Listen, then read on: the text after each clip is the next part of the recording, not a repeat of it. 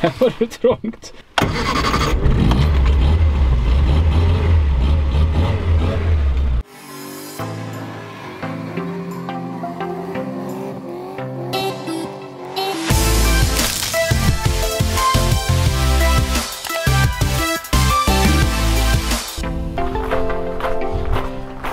Tjena! Ja! Douglas! Ja, Benny! Trevligt! Tackar! Hör du, vad är detta för någonting? Ja, det är en bondbugg. Det är en bondbugg. Bondbugg, ja. Jäklar vad ball! Ja, det tycker jag.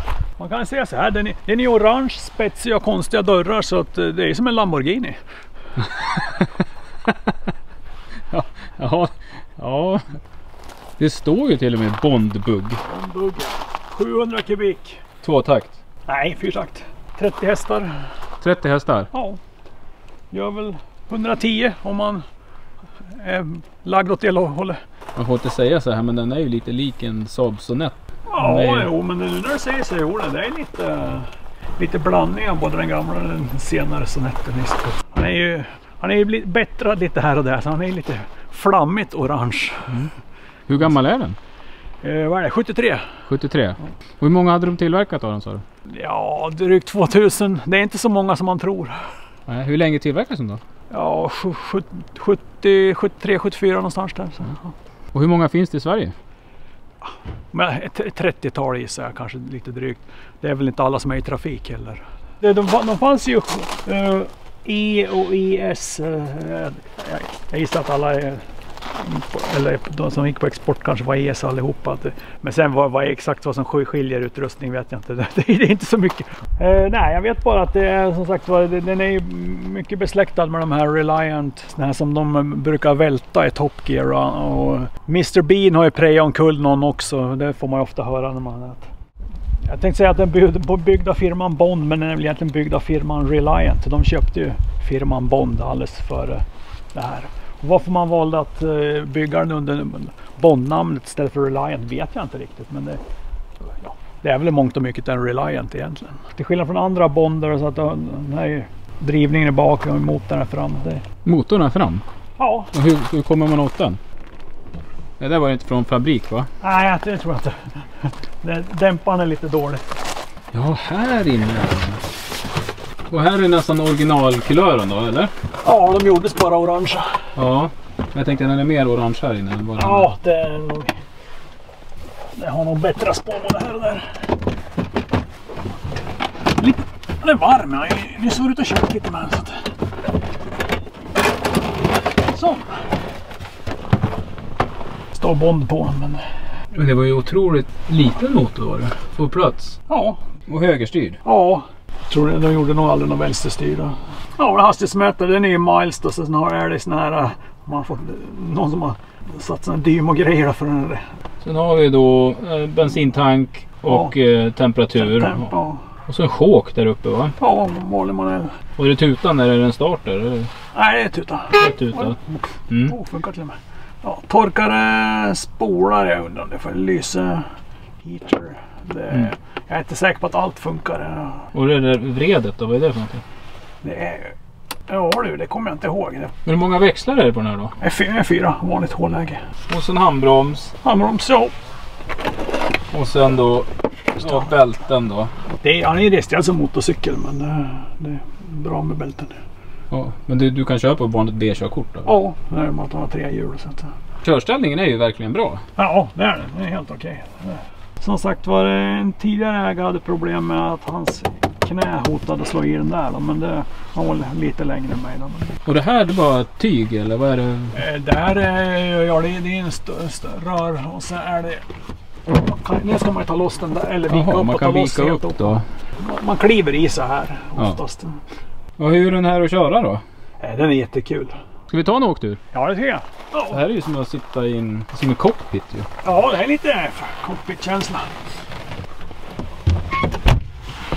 Här var det trångt. Här var det trångt. Ja. Kanske ska vara lite tjock. Vi får se.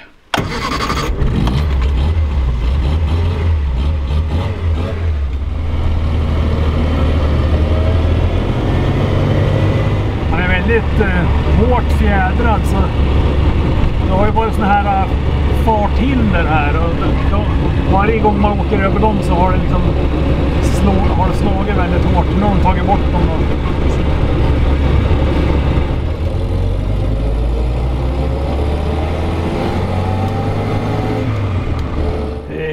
Jag körde hemma från Västerås då, var det 15 mil och sånt där. Sen jag åkte till och från Åland typ 2 gånger 14 mil så att nu går det, men det där går väl kanske gränsen för att det ska vara njutbart. Men hur fort kör man då? De flesta som har de här, de skryter ju om just om hur fort de kan gå, hur fort. Men jag är lite mjäkig, man kanske 80 eller något sånt där räcker bra. Han ligger väldigt bra på vägen i alla fall, det gör han. Den uppmuntrar ju till att kunna köra fort, vilket kanske inte är så bra. Jag har ju en bekant som, han ägde sån här för många år sedan. Han hade ju blivit lite ivrig och gått rakt fram i en kurva. Så. Men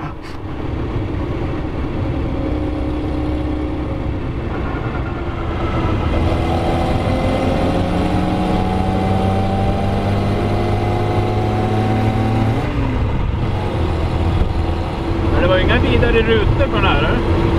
Nej, den här måste jag ta och byta nästa år. Jag vet inte. Han var dålig från början, men av någon anledning blev han ännu sämre under vintern. Jag vet inte vad det blev.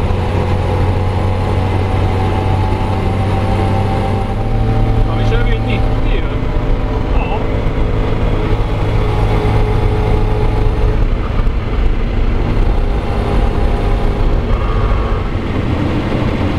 Så lite sportbilskänsla är det. Ja, visst är det.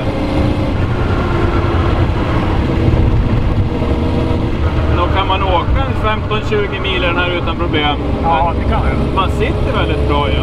Ja, det är inte justerbara stolar, men man sitter bra. Ja, det är jag.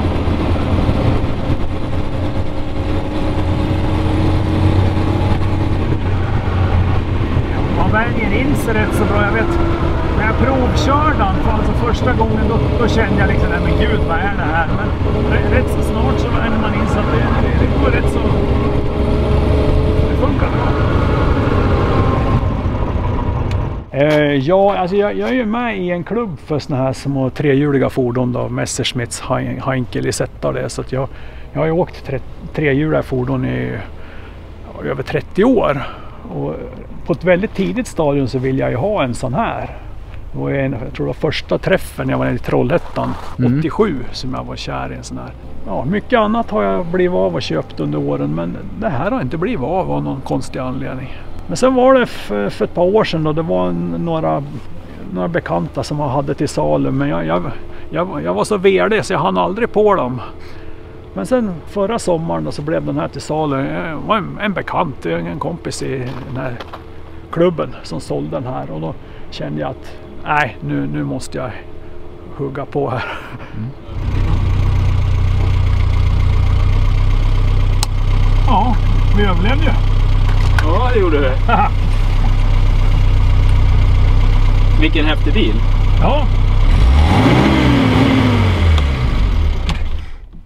Det här var skithäftigt. Men du, jag tänkte på en annan grej. Ja. Om man åker och handlar med den här. Ja. Vad stoppar man grejerna? Ja, bakluckan.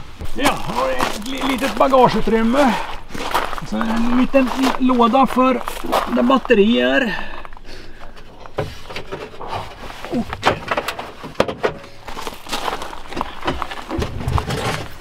så kommer jag för att lägga i det också. Att du får plats där ju. Ja, ja. Och sen reservtank. Ja, jag tog med en dunk. Tankmätaren funkar inte så att... Och nu har jag just nu dunken tom också. Men jag ska åka och fylla i lite för säkerhets skull. Men hur ser den ut om man fäller upp den här då? En bild på en icke-original, men ändå över människans utveckling då från apa till primatprat till bondförare. Ja, den var väldigt fräck här bak, men det är en annan grej som jag reagerar över. Vad är detta? Ja, det är en dragkrok. Men det har jag ju också någon efteråt satt dit. Men vad drar man med den här? Man kan dra en sån här. Jag tror man får dra drygt 200 kilo. Men den här kan man, den här... Ja, jag har inte kört... Jag har dragit hem den från Västerås. Annars har jag inte använt den här kärran. Det är kul att ha. Även om man aldrig lär använda den till något praktiskt. Den är halva storleken av vad bilen är. Ja, ungefär. Så blev lite åkt med den förra året. Jag var på någon sportbilsträff i Högbo. Fula lite då. Sen började bromsarna kärva, så ställde jag undan den. I år har jag nyss registrerat innan, för då var det så mycket annat som har tagit tid. Så. Hela fordonet, det var väl tänkt som, jag menar, med den här färgen och den här designen av att det skulle vara någon slags ungdomsinriktning med en sportig touch och så för. Kanske lite som dagens mopedbilar. Ja, för att coolare. Fast coolare.